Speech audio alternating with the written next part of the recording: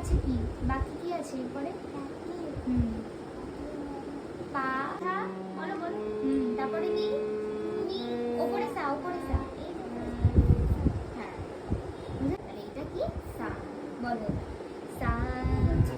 এই তো জন্য করে দিচ্ছি। হ্যাঁ এটা গা, পরেরটাই গা গা মা পা। Very good. তারপরেটা ধা, নিচে নিচে তারপরে নিচে